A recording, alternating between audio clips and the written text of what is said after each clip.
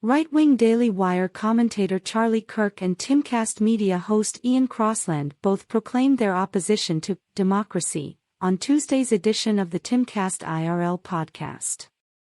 I actually even think we're even more divided, in some ways, than we even were leading into the American Civil War, Kirk, the founder of the conservative Turning Points USA Political Action Committee, said. At least it was a Christian country back then. Now we have different metaphysics and we have all sorts of different types of views. Kirk's statement is inaccurate.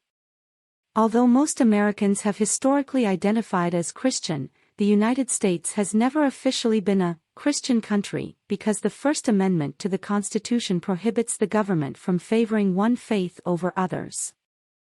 It does me no injury for my neighbor to believe in 20 gods or no God. It neither picks my pocket nor breaks my leg, Thomas Jefferson once wrote.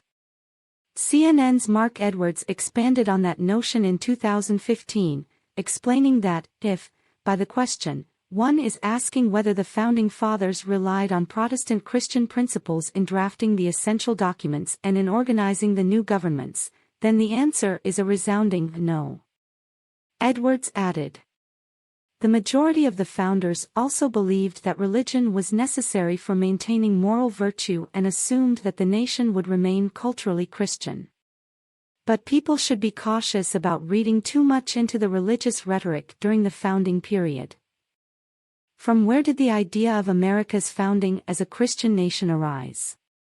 In a nutshell, it arose in the early 19th century as later generations of Americans sought to establish a national identity, one that distinguished and exemplified the founding by sanctifying the nation's origins. This is the origin of the Christian nation myth.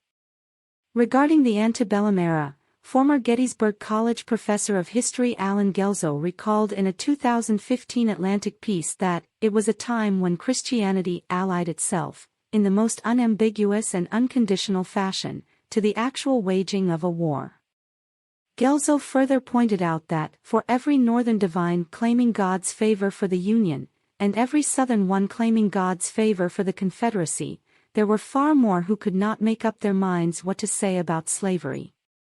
And taken together, they created a popular perception that religion had nothing reliable or coherent to say about the greatest American issue of the 19th century. But we have some things working in our favor, which is the great hope is that we can de-escalate the national politics and go back into the hyperlocal community and just say I don't like the person in Portland, I don't like the person in Wichita, but I'm not going to try to imperialize their life. Until we get to that, the project is going to fall apart. Both men then revealed their aversion to the democratic process, which typically requires compromise in order to function.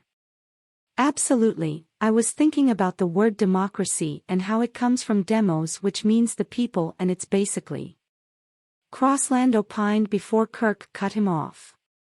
Yes, I hate the word democracy, but yeah, said Kirk.